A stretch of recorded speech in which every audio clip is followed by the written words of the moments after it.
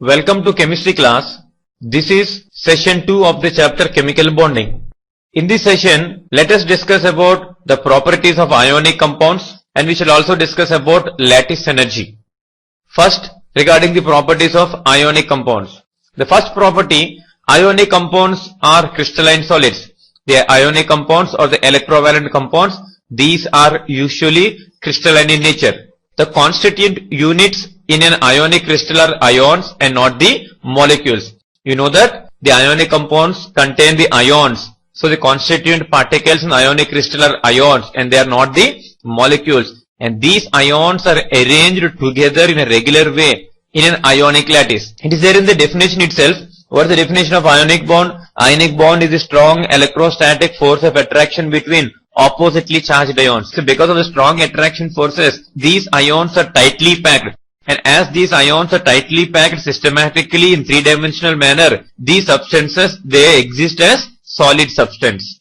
Isn't it? So all these ionic compounds are crystalline solids because of the strong attractions between oppositely charged ions. There is a compact or the tight packing of these ions. Let's see some examples to understand the various, how these crystals look like in the form of the animation.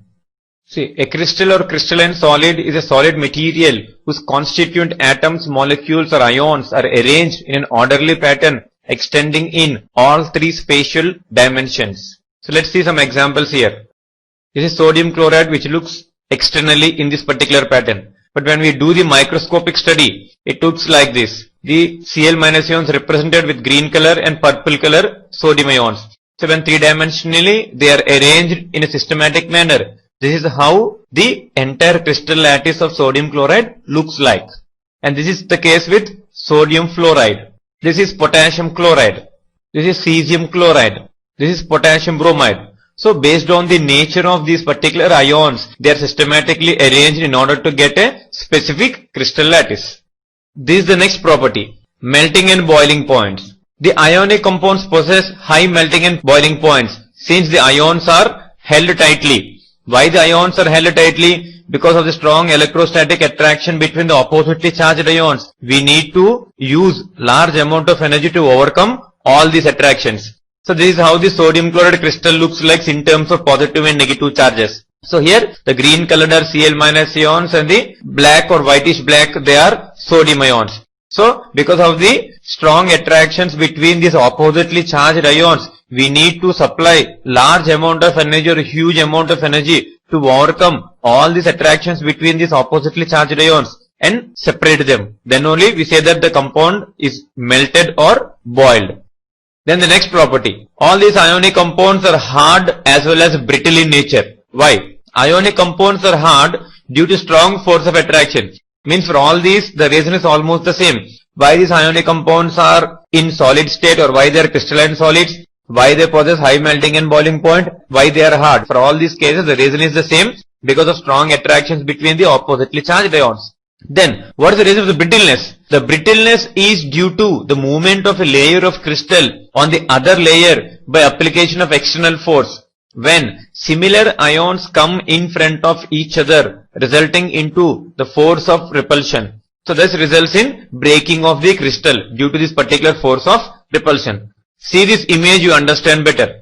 Now, there is some systematic arrangement of the particles in the crystal. Now, whenever we apply some force on this particular crystal, so what happens? One layer moves over the other layer in this particular way. So this layer is moving on the other layer. So in that particular course, what happens is, there may be a chance of the like charges coming closer to each other. So when the negatively charged particles are coming closer to each other and the positively charged particles are coming closer to each other, so what happens? They repel each other. So when they repel each other, the particles separate. It means that breaking of crystal takes place because of the repulsion between the like charges or the ions of the like charges. And that happens only whenever we are applying some external force on it. So that is the reason why the ionic compounds are brittle in nature. The next property, the solubility. These ionic compounds, as they are polar in nature, they are soluble in polar solvents. The ionic compounds are polar in nature, so they are soluble in polar solvents which are having a high dielectric constants such as water, ammonia, etc. So to remember this, we can simply say that like dissolves like.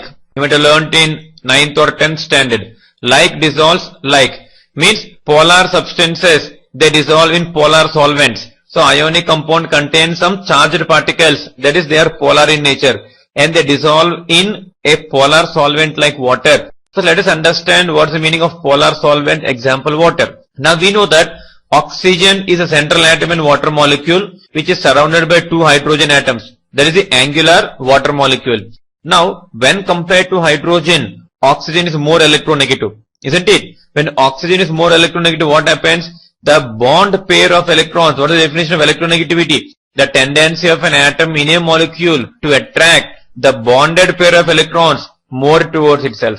So whenever the electronegativity is more for a particular atom, the bonded pair of electrons are attracted more towards itself, making a partial negative charge on it. As electrons are moving little bit farther from hydrogen, they get partial positive charge. So that is the reason why we can say that this water molecule is a polar molecule, or we can say it as a dipole, because it has a positive pole as well as a negative pole, because of the difference in the electronegativity of the two bonded atoms. Now let us see and how this is responsible for the dissolution of an ionic compound. In one word we can say that the reason why the ionic compounds are soluble in water, we say that one as hydration, or in general we can call it as solvation. So what is the meaning of this solvation or hydration? So whenever we are dissolving an ionic compound in water, this ionic compound is surrounded by so many water molecules. See, extending in this particular way. So when we take that 1 unit of sodium chloride which contain Na plus and Cl minus ion, what happens is when that ionic compound is dissolved in water, first the ions which are on the surface, they are attracted by the water molecules in this way. As sodium ion is positively charged, the negative end of the water molecule is pointed towards the sodium ion. Why negative end? Because opposite charges attract. So water molecules, they are surrounded the sodium ions in this particular way by their negative end. So what should be the case here? As Cl minus, it is a negatively charged ion. Definitely water molecule is now pointing towards Cl with their hydrogen end, isn't it? Because hydrogen is the positive pole of water. So in this particular way, so many water molecules with their opposite end towards the particular sodium and Cl minus ion, they are surrounding.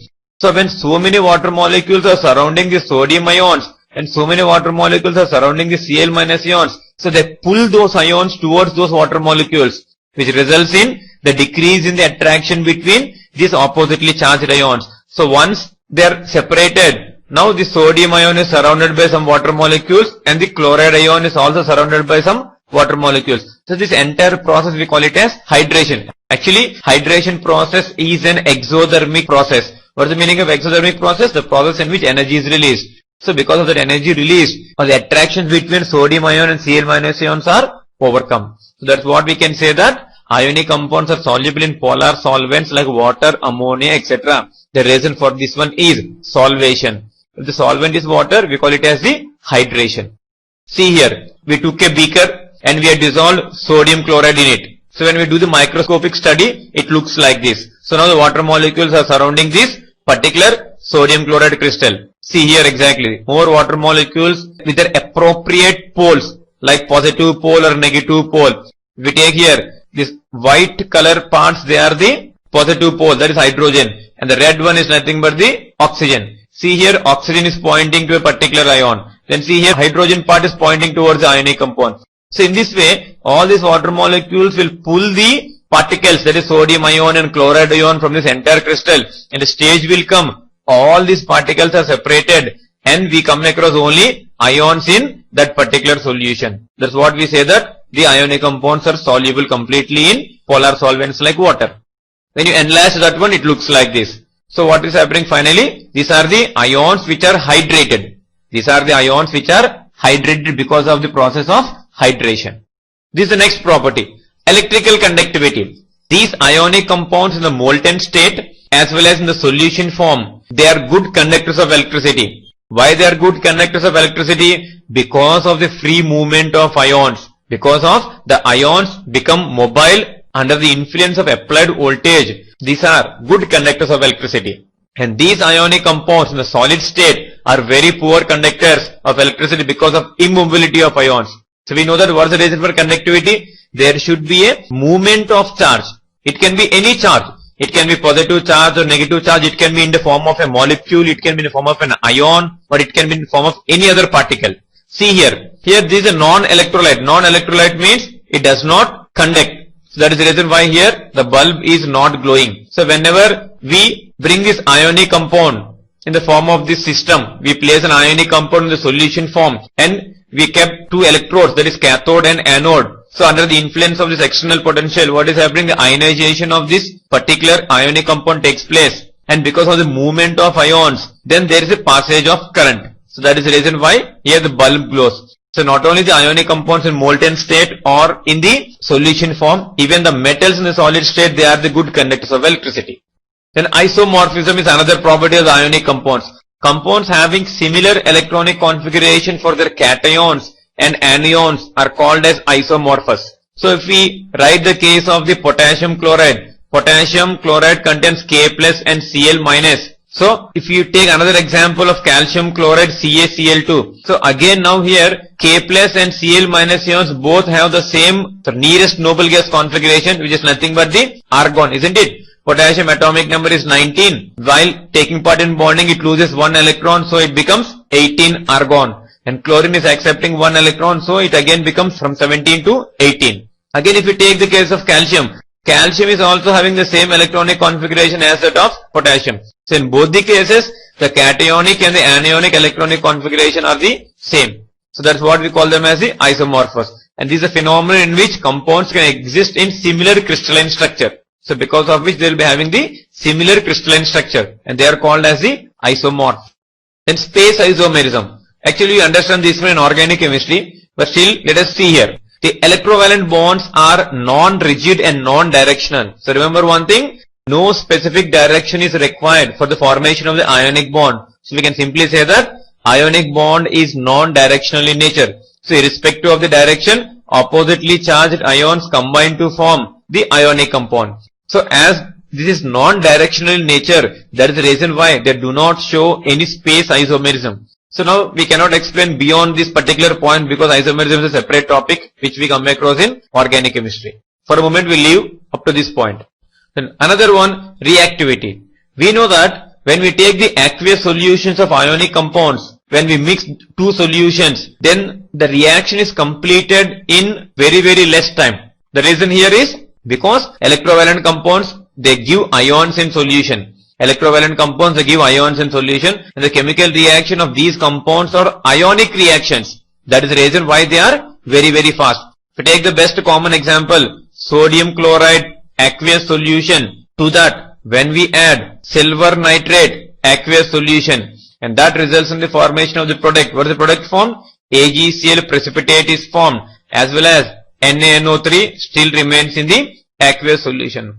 So exactly what is happening? Whenever we take sodium chloride aqueous solution, it is already in the form of ions of Na plus and Cl minus. Now we are adding AgNO3 solution where it is in the form of Ag plus and NO3 minus ion. So once we are mixing these two solutions, automatically these two will combine in order to form a precipitate very easily in less time. That is the reason why the reactions between ionic compounds are very fast.